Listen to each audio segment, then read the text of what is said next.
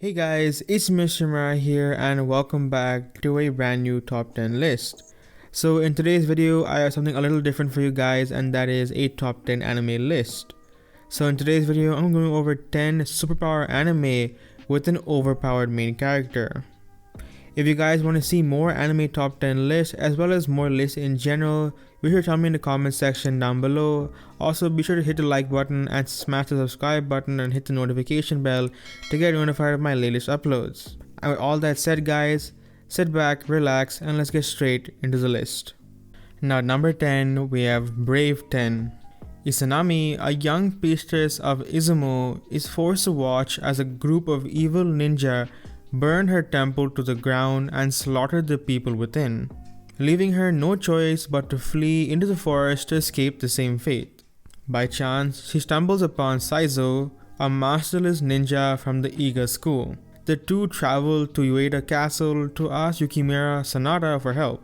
Izanami's possession of a strange and devastating power is revealed, and Sanada readily agrees to help her, gathering 10 brave warriors to Izanami's side. Thus begins Brave 10, a story set in the Warring States period. It follows Saizo and Izanami's journey throughout the war-laden lands in search of brave warriors to serve under Yukimura's banner, each possessing a powerful skill of their own.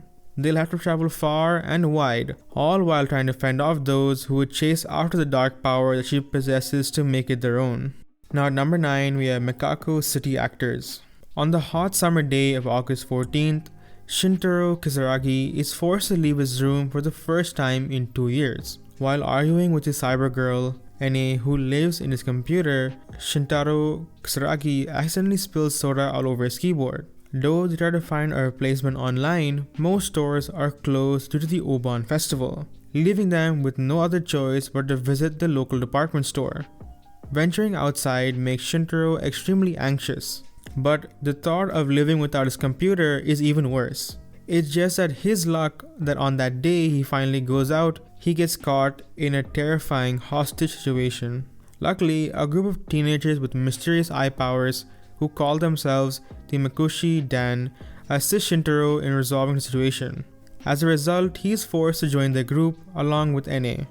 Their abilities seem to be like the pieces of a puzzle, connecting one another, and as each member's past is unveiled, the secret that ties them together is slowly brought to light. Now number 8, we have Charlotte. While on the surface, Yu Otosaka appears to be just another charming and intelligent teenager, but he has a secret. He has the ability to slip into a person's mind and fully control their body for 5 seconds at a time. Yu has been using the skill for years to gain the highest grades, which allowed him to enter a prestigious high school. When the enigmatic Nao Tomori catches Yu using his powers, she coerces him and his sister Ayumi into transferring to Hoshinomi Academy, a school for students with supernatural abilities. The student council of the school, led by Nao, is tasked with secretly tracking down adolescents who abuse their powers. Yu is forced to join the student council, and together they face formidable challenges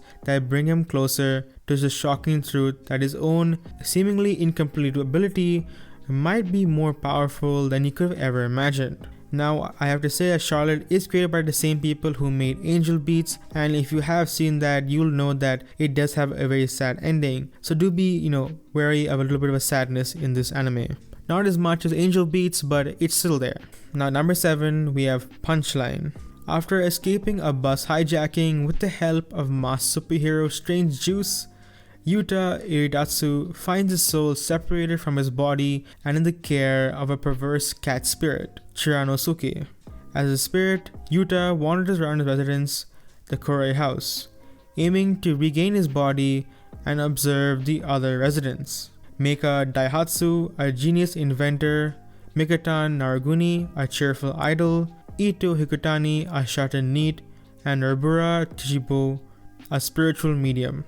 After catching a glimpse of Narajino's undergarments, Chiranosuke reveals to Yuta that he became exponentially stronger upon seeing those panties. However, if he sees another pair while he's still a spirit, his powers will cause an asteroid to crash into Earth, ending the world and killing his friends. Follow Yuta as he unravels the mysterious surrounding the Korei house. its residents, and a villainous organization attempting to end the world. Will Yuta be able to save everyone, or will the ever-present threat of panties result in their doom? Now at number 6, we have the Qwaser of Stigmata.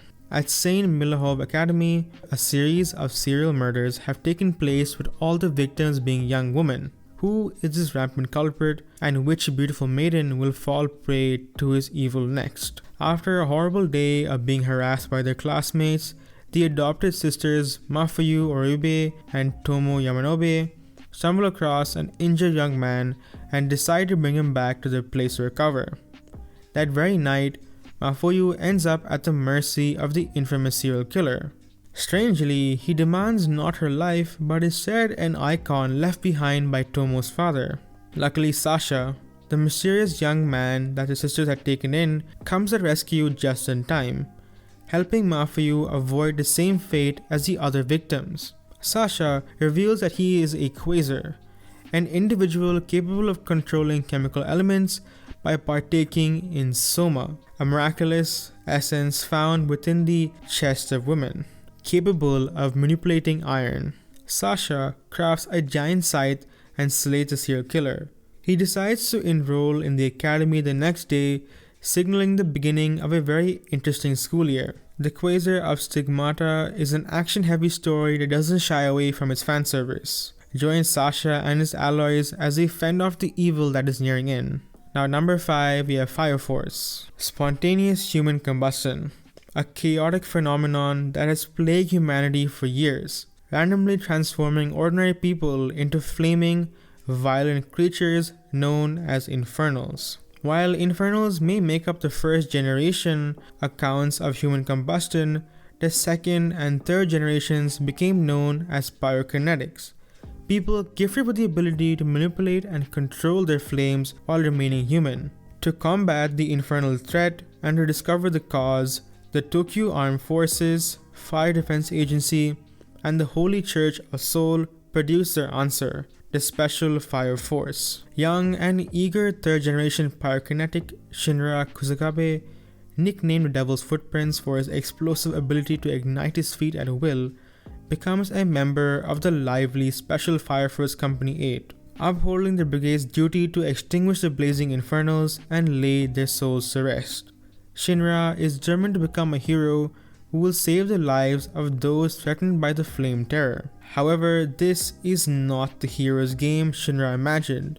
The Fire Force is a fractured mess of feuding brigades, abnormal infernal sightings are increasing all over Tokyo, and a shadowy group is claiming to have the answers to the strange fire that caused the death of Shinra's family 12 years ago. Faced with many obstacles within and outside the Fire Force, Shinra fights to uncover the truth behind the burning mysteries that have kept him in the dark. Fire Force has been my personal favorite anime out of this list. It has absolutely spectacular animation. I love the sound design in the anime. It is absolutely epic. There are 2 seasons out, which means you guys have even more content to binge on. And it does have a lot of fan service, which I like, but I understand a lot of people don't. So it is sort of weird mix between a shonen action anime with a lot of fan service. If you like that or that sounds good to you, then definitely watch this anime. Now at number 4, we have Akiba Strip the animation. Otaku siblings Tamotsu and Nikiwaka are shopping in Akihabara when it's overrun by vampiric cosplaying monsters. These creatures, known as bugged ones, can possess anyone they bite, and soon they begin causing mayhem across the city. As Tamotsu finds himself at the mercy of one of these creatures, he is rescued by the mysterious baseball bat wielding Matome. Together, they fight through several more encounters with the bugged ones, but before long, Tamotsu is fatally wounded protecting Matome. With no other choice, she revives him as a high-level bugged one, just like her. Tamotsu and Matome, along with the excitable otaku cosplayer Arisa, make up the group called the Electric Mayonnaise, and they begin dispatching the bugged ones in the only way they know how, by ripping off their clothes and exposing them to sunlight. Now number 3, we have the troubled life of Miss Kotoura. Since childhood, Haruka Kotoura's classmates have seen her as a creepy and monstrous person. This is due to her ability to read other people's minds. The same ability that drove her parents away leaving her alone with her grandfather. This is due to her ability to read other people's mind, the same ability that drove her parents away, leaving her alone with her grandfather. As a result, she has grown accustomed to the bitter treatment by the people around her, becoming completely cold and unsociable to others. However, everything starts to change when Haruka transfers to a new school. While most are off-put by her as usual, she meets Manabe, who finds her powers astonishing.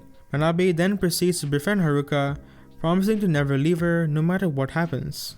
Haruka's new experiences of social belonging thus begin, meeting new friends and learning to open herself up along the way. Now, while this anime might not be the usual overpowered main character anime, I think it is an absolutely delightful slice of life anime with a superpower sort of theme to it. If you guys like a slice of life anime with a bit of romance thrown in, then this is definitely the one for you. Now, number 2, we have Spiritpact. Low on luck, after a series of unfortunate events, Keika works part-time to try bringing himself out of a life of poverty. After a strange encounter with a white-haired man in a junkyard, Yu wakes up to discover that he was killed in a sudden accident and has become a spirit. The man he had encountered, Tanmoku-ki, is revealed as the 13th Yomeshi of the Tanmoki, the highest ranking exorcist family of China. Noticing the wandering spirit, he offers Yu the ability to form a pact. He will offer Yu protection from humans, and in return, Yu will have to become his spirit shadow, keeping him safe and guarded at all times. From then on, the two face untold challenges in the spiritual world, striving to keep those around them safe from harmful spirits. Along the way, the pact they formed grows into something more, a bond that neither of the two ever expected. Behind their roles as master and servant, a lingering admiration begins to emerge. Now, number 1, we have That Time I Got Reincarnated as a Slime. 37-year-old Satoru Mikami is a typical corporate worker who is perfectly content with his monotonous lifestyle in Tokyo, other than failing to nail down a girlfriend even once throughout his life. In the midst of a casual encounter with his colleague, he falls victim to a random assailant on the street and is stabbed. However, while succumbing to his injuries, a peculiar voice echoes in his mind and recites a bunch of commands which the dying man cannot make sense of. When Satoru regains consciousness, he discovers that he has reincarnated as a goop of slime in an unfamiliar realm. In doing so, he acquires newfound skills, notably the power to devour anything and mimic its appearance and abilities. He then stumbles upon the sealed catastrophe level monster Storm Dragon Veldora, who had been sealed away for the past 300 years for devastating a town to ashes. Sympathetic to his predicament, Satoru befriends him, promising to assist him in destroying the seal. In return, Veldora bestows upon him the name Rimuru Tempest to grant him divine protection. Now liberated from the mundanities of his past life, Rimuru embarks on a fresh journey with a distinct goal in mind. As he grows accustomed to his new physique, his gooey antics ripple throughout the world, gradually altering his fate. Now, the slime anime is also getting a season 2, I believe in either winter, but it is coming out pretty soon, so if you guys haven't caught up on season 1, I definitely recommend you guys do, because it is one of the best isekai anime that I've ever seen. It's not obviously very original, but the way everything does play out in the story wise and how, the main character is a slime is actually pretty refreshing and makes the story pretty interesting and enjoyable to watch. And that, my friends, is all the anime I have for you guys today. If you guys did enjoy this video, smash that like button and subscribe for more content. I plan on making more anime videos in the future, so be sure to look forward for that. I also plan on making more manhwa reviews and reaction type videos to Hololive content, because I am very far down the VTuber rabbit hole if you know anything about it. Also, if you guys want me to make any particular anime list, leave it in the comment section down below and I will eventually get to it. Anyway guys, thank you so much for love and support. Thank you so much for watching this video. I've been Mr. Miraie, and I'll see you all in the next video.